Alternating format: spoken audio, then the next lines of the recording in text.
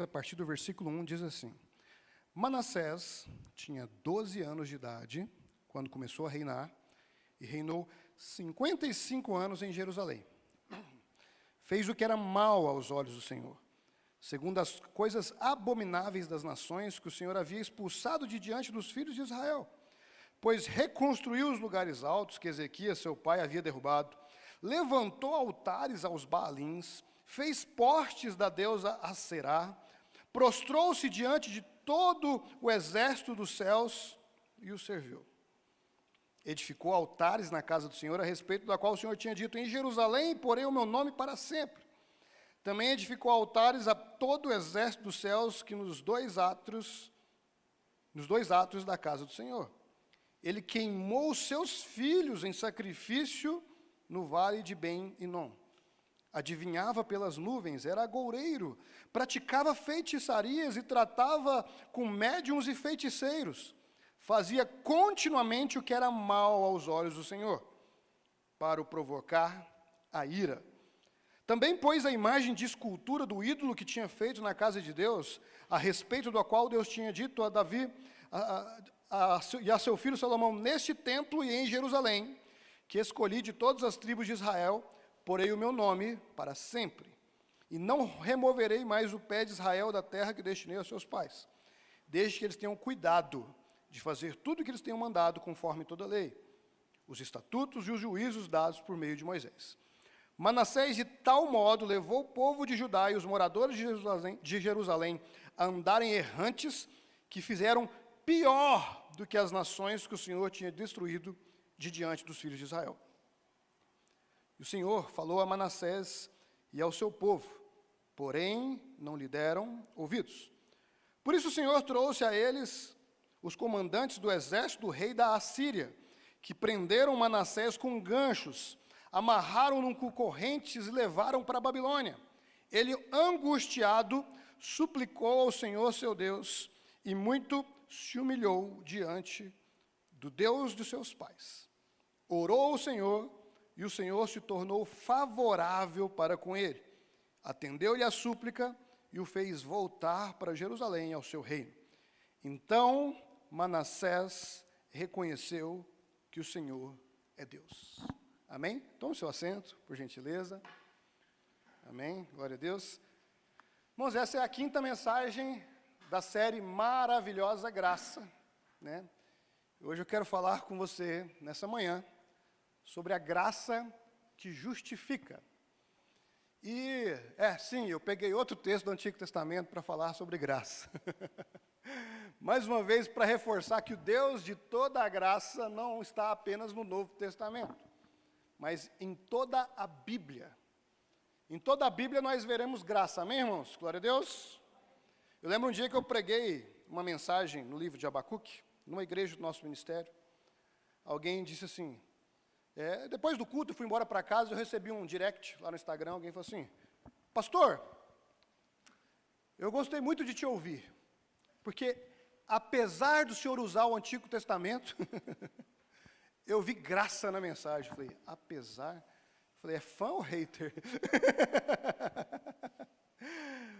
Por quê? Porque muitas vezes, quando a gente vai falar sobre graça, o tempo da graça, a dispensação da graça, a gente só lembra do Novo Testamento. Mas o Antigo Testamento tem histórias como essa, para nos mostrar a graça de Deus, para nos mostrar que há, sim, solução, mesmo quando estamos afundados, mergulhados no lamaçal do pecado.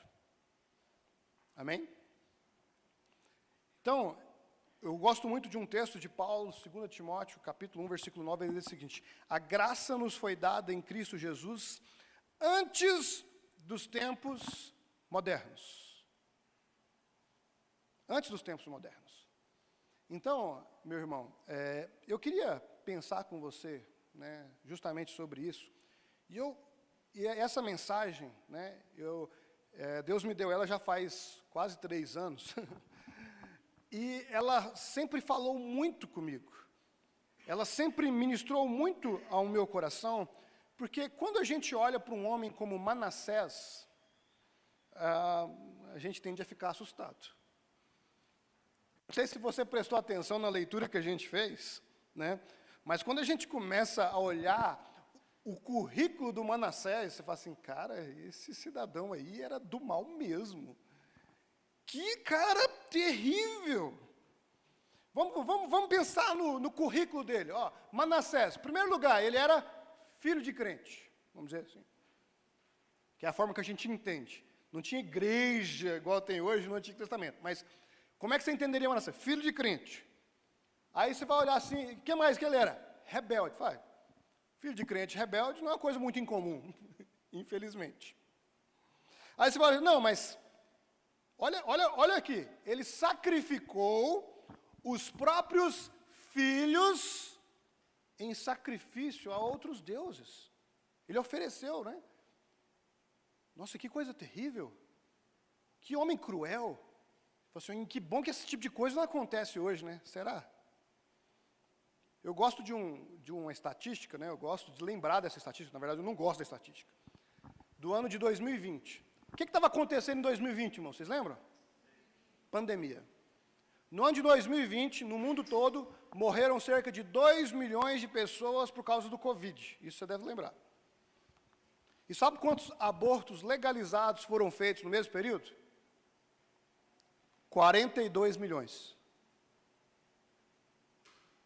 42 milhões de sacrifícios a Moloque. Isso foram os legalizados, né? Não conta aquelas clínicas de fundo de quintal. Não conta aquelas coisas terríveis que a gente vê por aí, né, que não entra nessa estatística. Mas para você ver que isso é tão atual quanto a gente imagina. O Manassés era desses, mas ele era também feiticeiro. Olha, imagina o currículo dele, ó, ele é descendente de Davi, mas no seu currículo pesa que ele fez com que o povo de Judá fosse pior do que o povo que eles expulsaram da terra. Das nações condenadas. Ele também era desobediente, ele não ouviu repreensão. Então, o que aconteceu? Ele foi vencido e escravizado, preso pelo exército da Assíria. Ok. Esse é o Manassés. Mas eu queria, junto com você, pensar nessa ilustração de uma maneira mais atual, de uma maneira mais contextualizada. Então, como é que a gente imaginaria isso? Eu preciso muito que você exercite agora a sua imaginação. Imagine aí um filho de crente. Fácil. Hein? Mas imagina um filho de crente, assim, jovem. Né? 20 e poucos anos. Ok? Por quê? Porque já assume algumas responsabilidades, vamos pensar assim. E aí esse filho de crente engravida a namorada. Ainda está fácil de imaginar. Só que aí ele faz ela abortar. Aí já começou a ficar difícil. Só que isso aí é só a ponta do iceberg, porque esse cara, ele é muito mau. Além disso tudo, ele é um abusador. Pesa no currículo que um dia ele esteve, sei lá, num ambiente, numa escola, não, uma escola, vamos pensar, numa igreja, que é uma coisa que a gente às vezes não se atenta. Ele ajudava no ministério infantil, vamos pensar assim, aí vai ficar mais pessoal, não vai? Aí um dia ele abusou de uma criança no ministério infantil. Meu Deus, que cara terrível. E sabe o que aconteceu? O abuso evoluiu, virou um dos piores estupros e a criança não resistiu. Ok? O que essa pessoa merece? Você fala assim, esse cara merece ser preso, ele tem que ser torturado, ele tem que cair na cela dos piores bandidos que tem lá na prisão. Ele tem que ser, sabe, eu não sei nem o que eu faria, porque, enfim, é um crime hediondo. Aí você vai dizer assim, não, porque aqui se faz, aqui se paga. Né? Enfim, ele foi preso. Aí você fala assim, que bom que ele foi preso. E lá na prisão, ele foi ele foi bem judiado. Trataram ele muito mal lá na prisão. Só que um dia, depois de um tempo preso, esse cidadão se arrependeu e entregou a vida a Jesus. Aí você vai falar assim, que conveniente, não? Agora que a vida está toda desgraçada, agora que ele está no fundo do poço, agora, sei lá, agora ele quer Jesus, né? Como que uma pessoa dessa é vista pela sociedade, irmãos? O pessoal está fazendo filme deles agora, né? Como é que essa pessoa é vista? Agora, deixa eu fazer uma pergunta um pouquinho mais constrangedora. E como é que a igreja vê esse pessoal? Há alguma diferença da sociedade fora da igreja? Porque você concorda comigo que deveria? Você concorda comigo que a igreja, os crentes deveriam ver essa pessoa diferente do mundo? Deveria, mas é difícil, né? Mas deixa eu deixar as coisas ainda um pouco mais pessoais. E se esse cara terrível, essa pessoa terrível que eu estou contando a história, e se ele fosse seu irmão? Não, meu irmão não faria uma coisa dessa, não. Não é possível. Não, mas e se fosse? Talvez você não se comoveu com o irmão, que talvez nem irmão você tem, né? É difícil de imaginar. Mas e se fosse você? Como você gostaria que as pessoas olhassem para você? Philip Yancey, no livro O Eclipse da Graça, ele afirma que a gente deveríamos olhar para as pessoas assim, como aquelas que têm sede. Isso é, todo mal praticado, inclusive contra nós, nada mais é do que uma sede de quem ainda não conheceu a graça. As pessoas que cometeram os crimes mais hediondos, as falhas mais terríveis, na verdade são pessoas sedentas por Deus. E na maioria das vezes elas não sabem disso. Ou talvez elas se esqueceram por algum momento. Pense em alguém que já te passou muita raiva. Foi fácil agora, né? Parece que foi rapidinho você lembrou. Então, não leva para o pessoal, não. Talvez, sabe por que ela te passou raiva desse tanto? Porque ela está com sede. Porque ela não tem Jesus. Mas é crente, vai na igreja. Mas mesmo assim, isso não quer dizer nada. Tem gente que vai para a igreja, mas não se converteu. Tem gente que vai para a igreja todo domingo, já faz décadas e continua com sede. Percebe? A maldade na humanidade nada mais é do que sede de Deus. E como é que a gente olha para as pessoas que estão com sede? Oferecendo água. Eu gosto muito de um sermão do Martin Luther King, eu já citei ele aqui algumas vezes, que chama Amem Seus Inimigos. E a postura do Martin Luther King é aquela postura de dar raiva. Fala assim, o pessoal os nossos inimigos, aquele pessoal que entra na nossa casa, sabe, espanca a gente, aquele pessoal que persegue a gente, então, sabe o que eu quero fazer com vocês? Eu quero dizer que eu amo vocês. Eu quero dizer que eu vou continuar amando vocês, mesmo que vocês espanquem a gente, mesmo que vocês nos batam até a gente quase morrer, mesmo que vocês nos castiguem justamente, mesmo que vocês nos tratem mal. E eu espero que um dia vocês sejam tão constrangidos por esse amor, que a sede de vocês seja saciada. Tem alguém com sede lá no seu trabalho? Será? Tem alguém com sede na sua família? Tem alguém com sede na igreja, será? Sabe, a minha ideia aqui não é fazer apologia à impunidade, longe disso. Eu até quero sugerir, assiste as 2 mensagens hoje, que a da noite é continuação dessa. A justiça deve prevalecer. Porém, para nós que somos cristãos, a justiça é acompanhada de misericórdia. Deus é justo e misericordioso. Eu sempre lembro uma ilustração que eu vi uma vez, que justiça e misericórdia, imagina os dois braços de Jesus estendidos na cruz. Justiça e misericórdia. Porque se Deus fosse só justo, como diz o dito lá, nós estávamos no sal.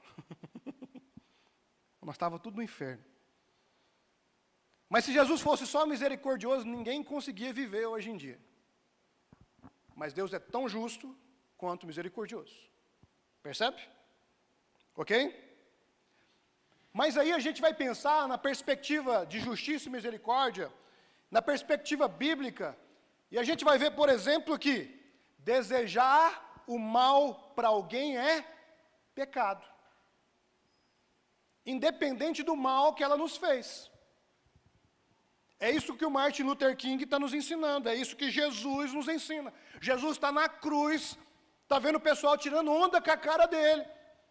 Ele olha para eles e diz, perdoa, Pai, eles não sabem o que estão fazendo. É como se Jesus dissesse, eles não sabem a sede que eles têm.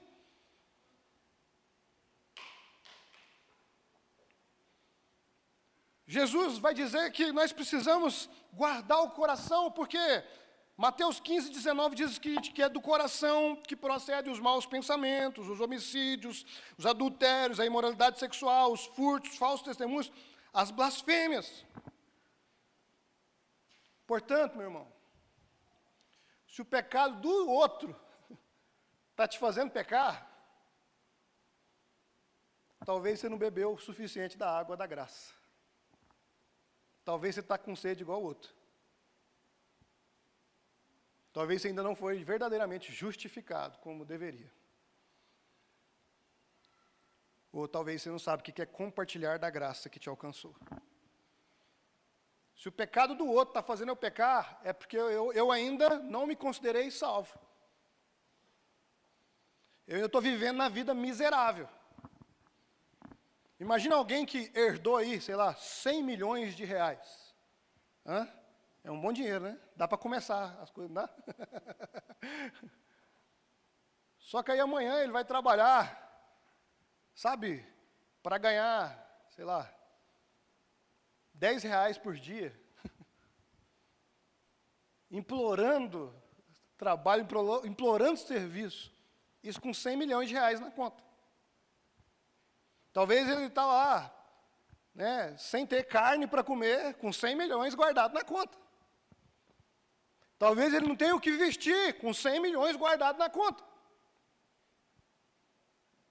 É isso que acontece com a gente, quando a gente não se dá conta de que nós já recebemos graça da parte de Deus.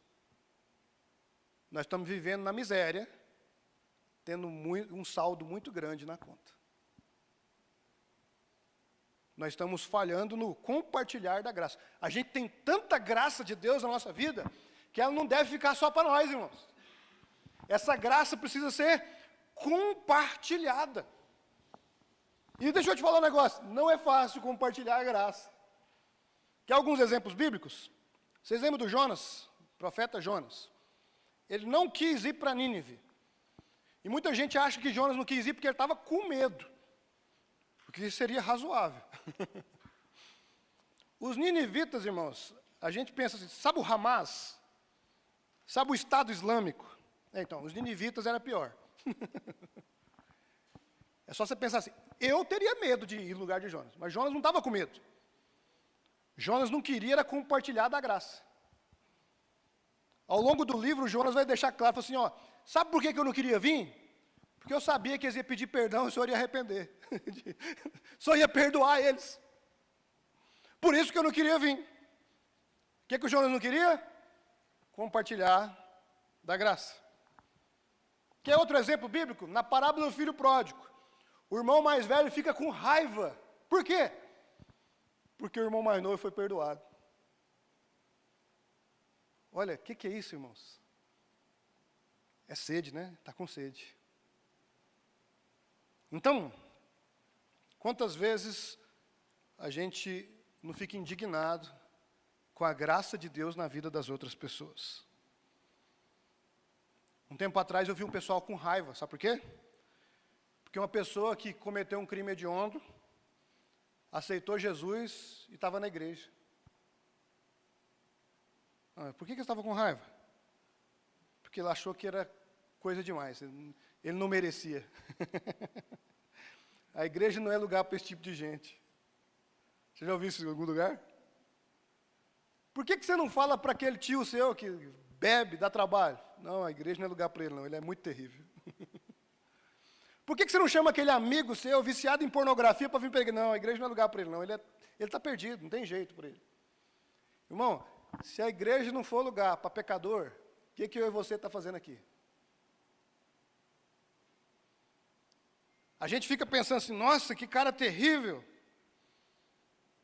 Sabe, as pessoas ridicularizam a conversão de pessoas que falharam gravemente.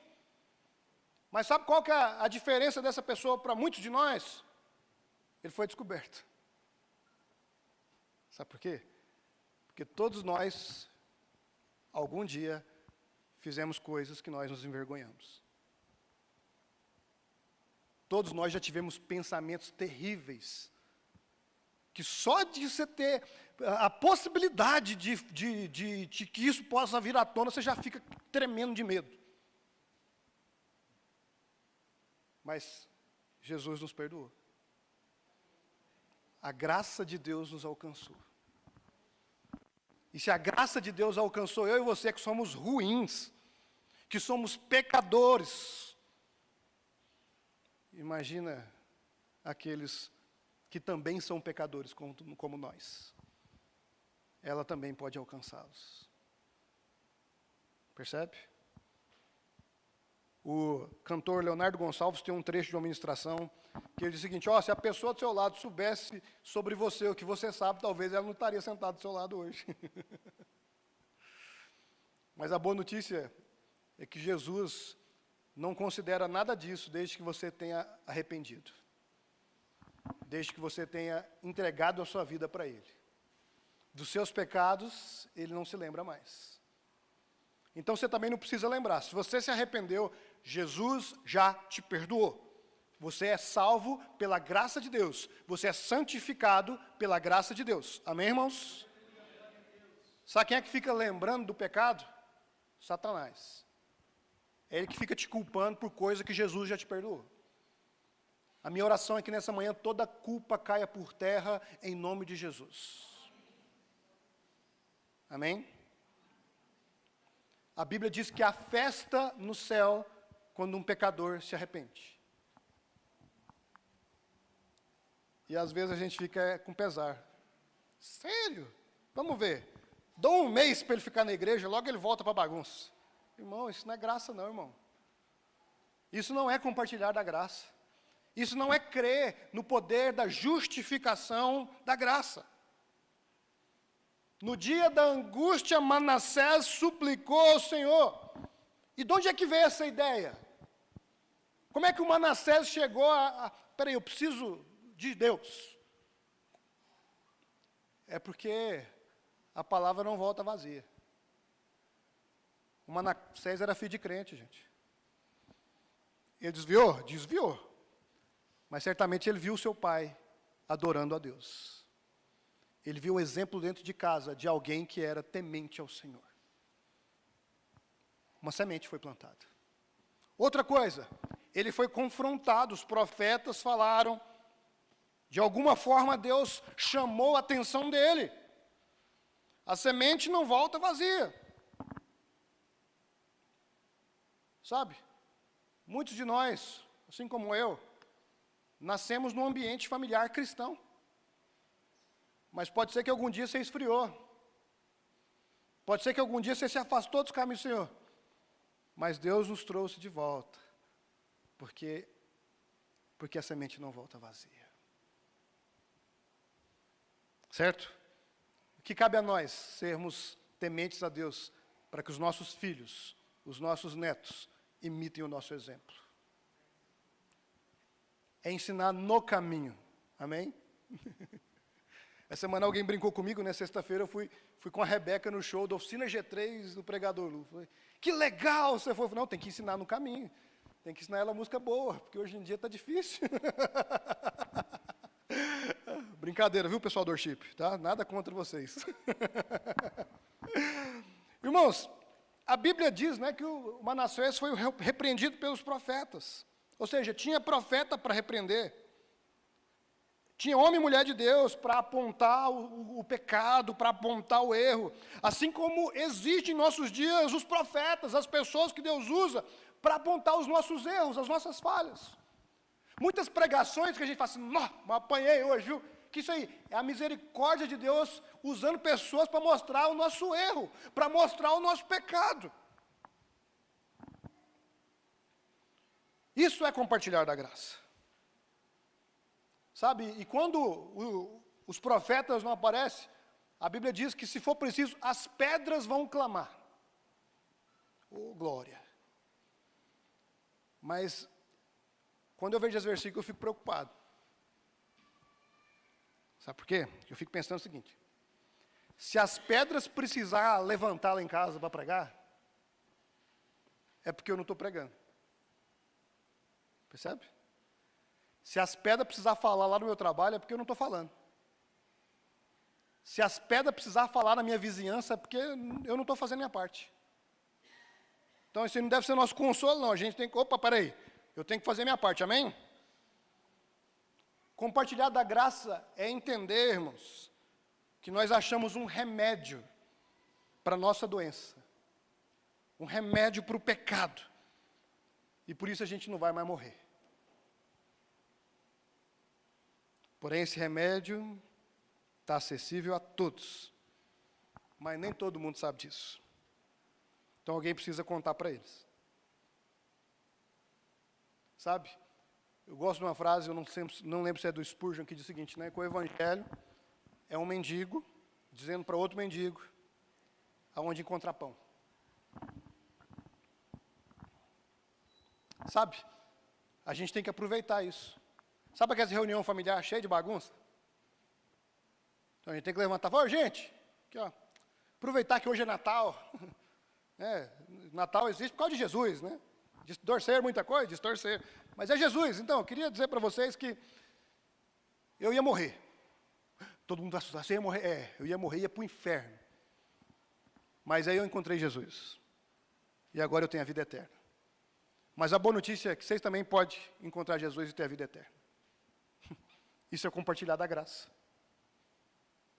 Sabe, Deus vai dar estratégias para vocês no trabalho para compartilhar da graça.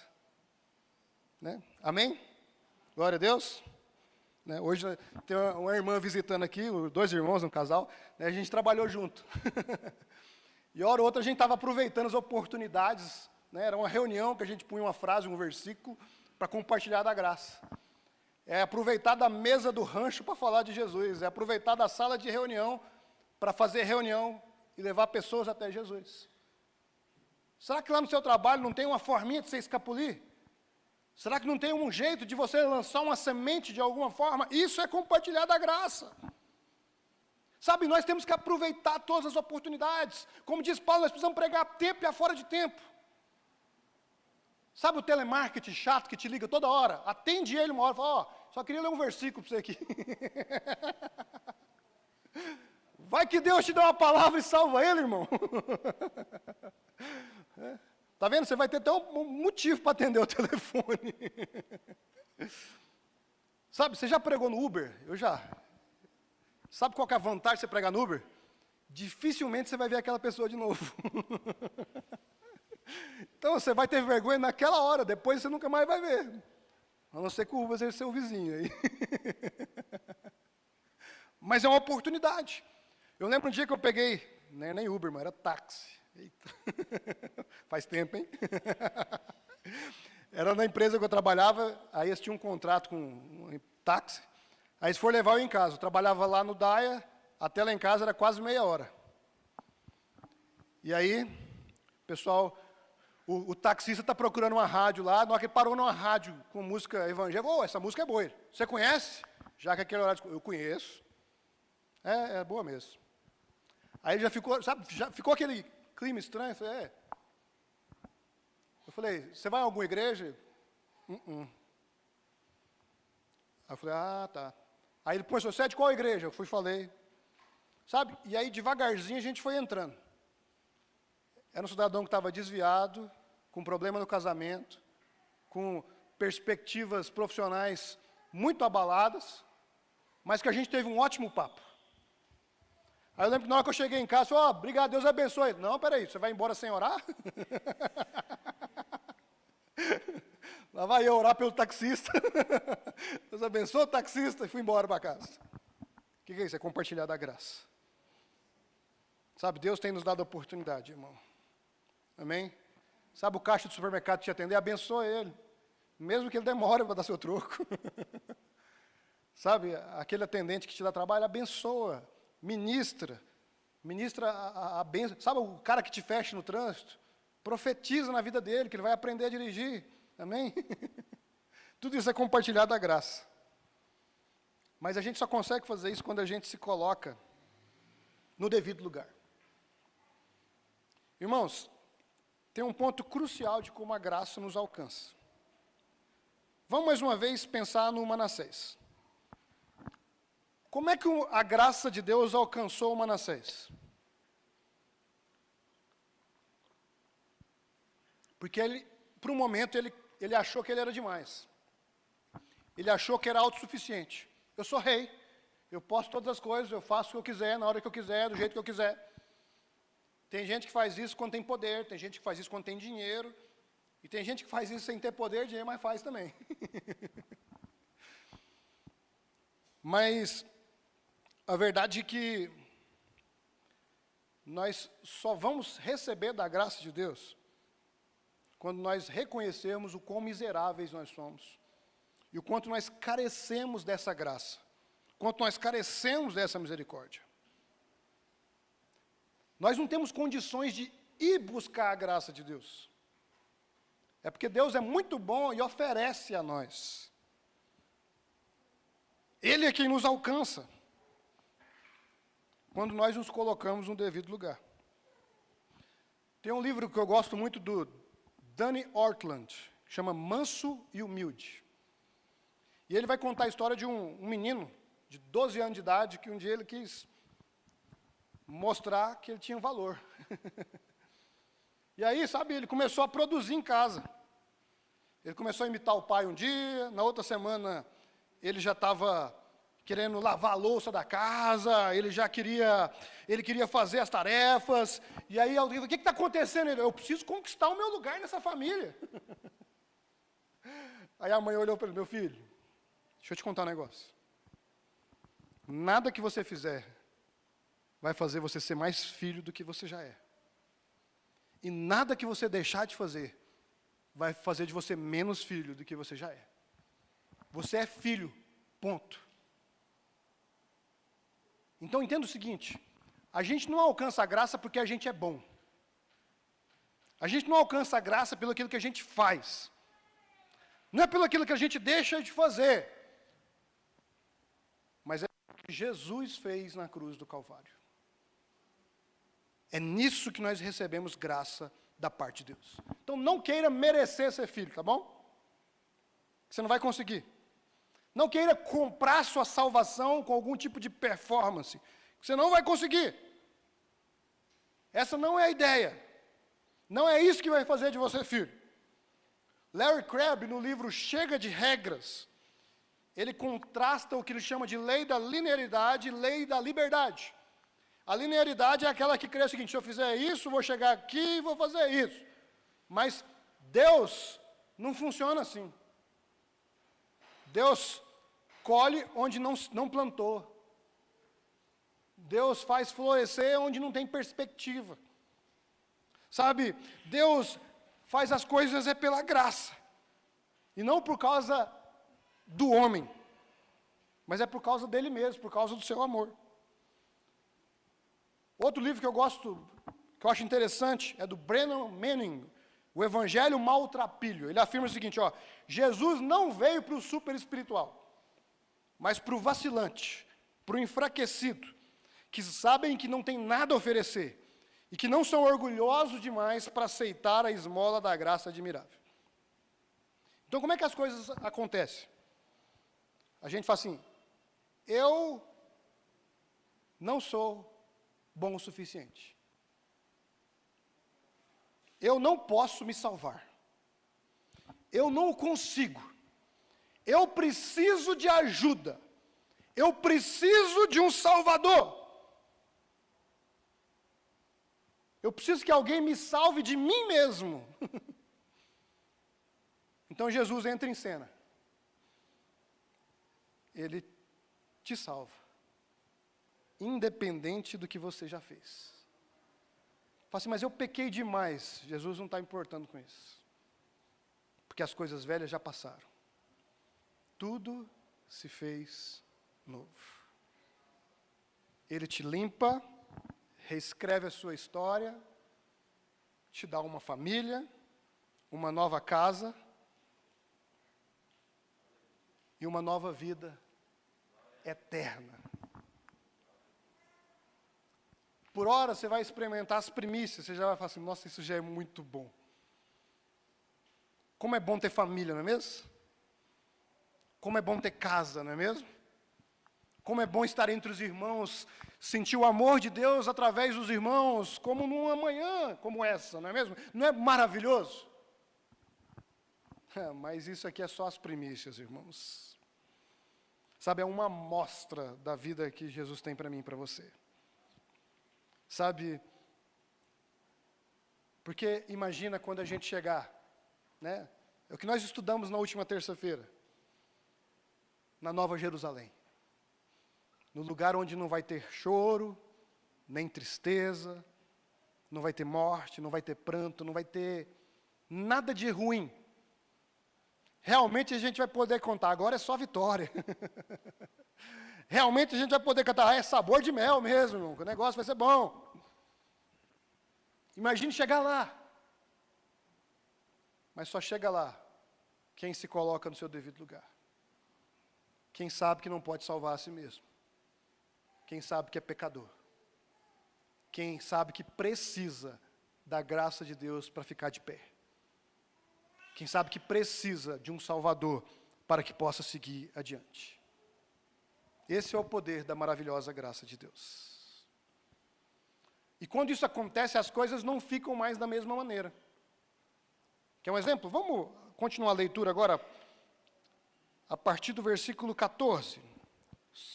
2 Crônicas 33, 14.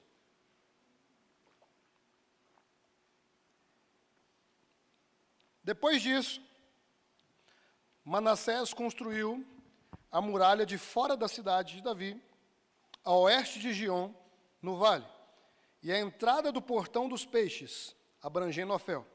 Ele fez uma muralha bem alta, também pôs chefes militares em todas as cidades fortificadas de Judá.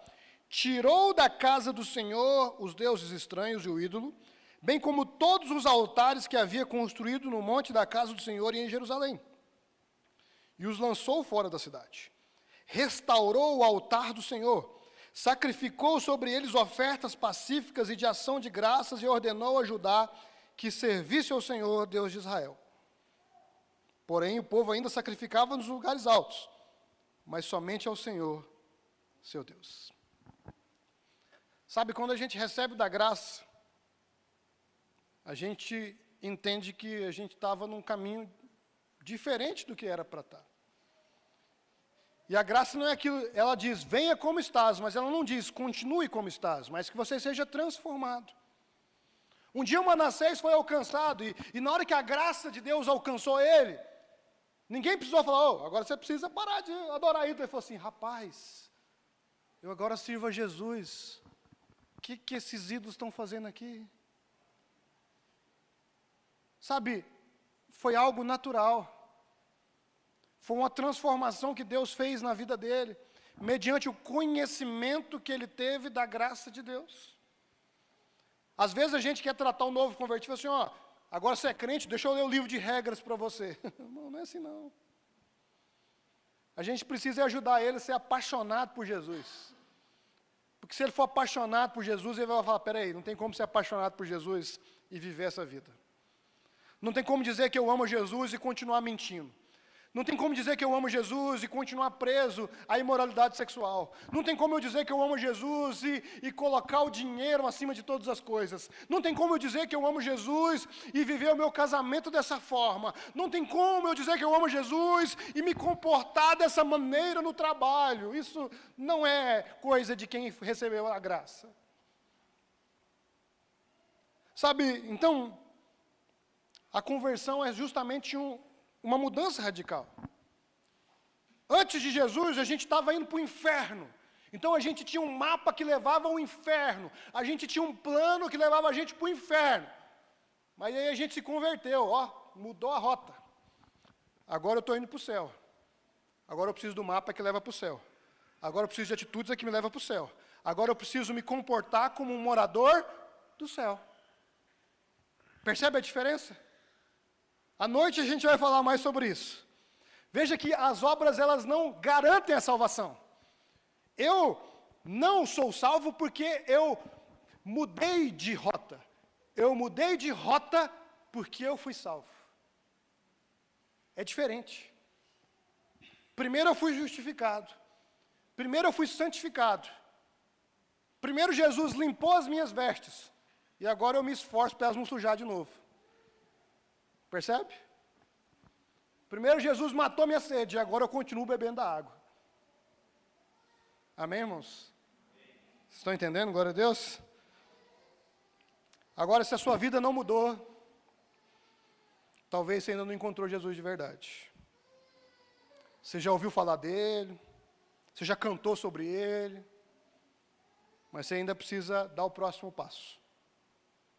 Sabe qual que é a maior acusação das pessoas que estão no mundo em relação aos cristãos? Hipocrisia. A gente prega o que não vive. No domingo a gente dá glória a Deus e na segunda a gente dá glória a qualquer coisa a não ser Deus. Então, se isso é uma verdade na nossa vida, a gente precisa tomar uma providência. A gente precisa se colocar no devido lugar e dizer: Jesus, eu preciso de Ti. Eu preciso da Tua misericórdia na minha vida. Mas, ao mesmo tempo, eu vou colaborar. Eu vou entender que eu recebi graça. E agora eu tenho um novo estilo de vida. Eu tenho uma nova forma de viver. Então, irmãos, de vez em quando a carapuça serve, né? Então a gente amarra, pede perdão e joga ela fora. E aí a gente vai viver uma nova vida em Jesus. Você lembra da sua reação no início da mensagem? Você ainda está querendo matar o cara ainda? Você ainda está querendo desejar o ruim para quem fez o mal? Ou será que você entendeu que assim como você merece graça, Ele também merece? Ou será que você entendeu que assim como Deus perdoa o seu pecado, Ele também vai perdoar o pecado de quem te faz mal? Ele também pode perdoar aquele que te persegue. Sabe? Nós podemos ser transformados, renovados, santificados pelo Evangelho da graça. Manassés foi encantado pela graça. E com a gente não foi diferente. Amém? Então hoje o Senhor te diz, né? Vem do jeito que você está. Ah, mas eu fiz coisas terríveis. Eu não me importo com isso. Se você se arrepender, tudo vai para o mar do esquecimento. Eu quero te dar uma nova vida. Eu quero te transformar de dentro para fora. Eu quero te dar uma família, eu quero te dar uma nova casa. Eu quero te dar uma nova perspectiva. Essa é a graça que justifica. Amém? Você pode ficar de pé no seu lugar agora?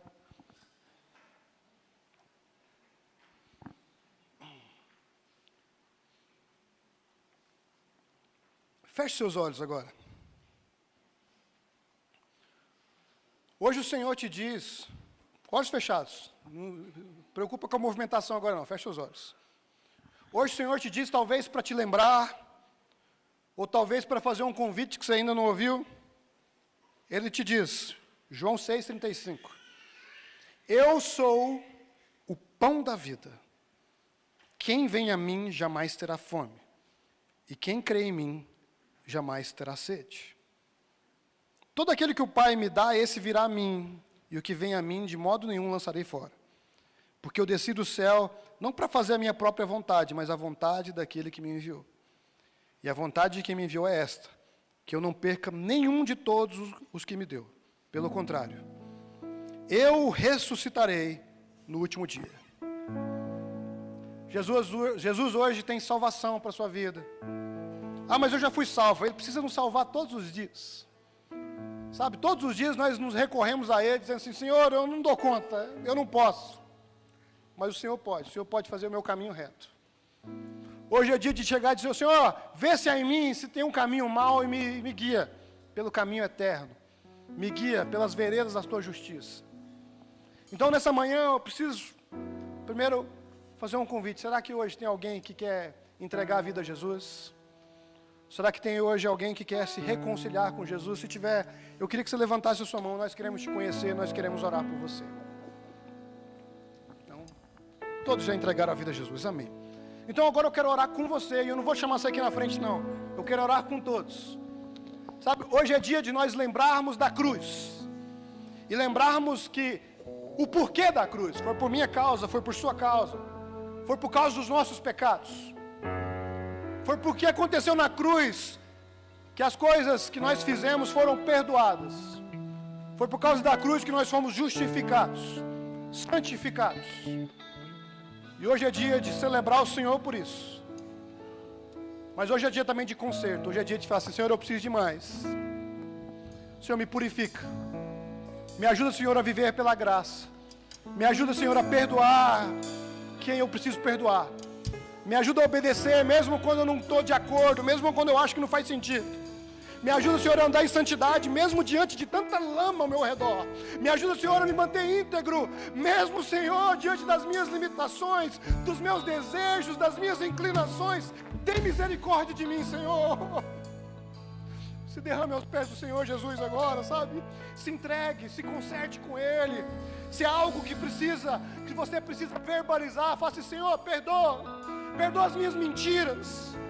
Perdoa, Senhor, aquilo que eu tenho consumido na internet.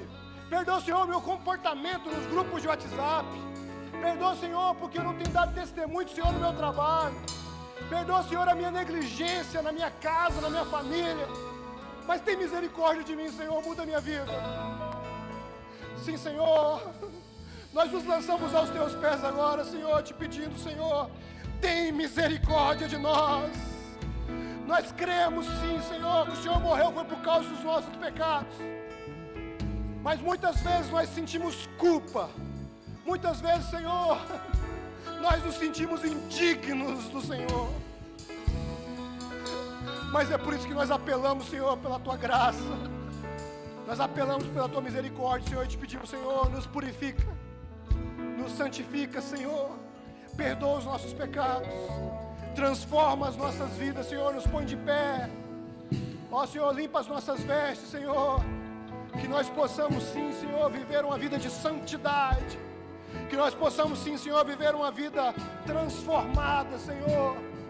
E que o Seu nome seja glorificado em nossa vida, Senhor. Assim nós oramos, Senhor, nessa manhã, em nome de Jesus.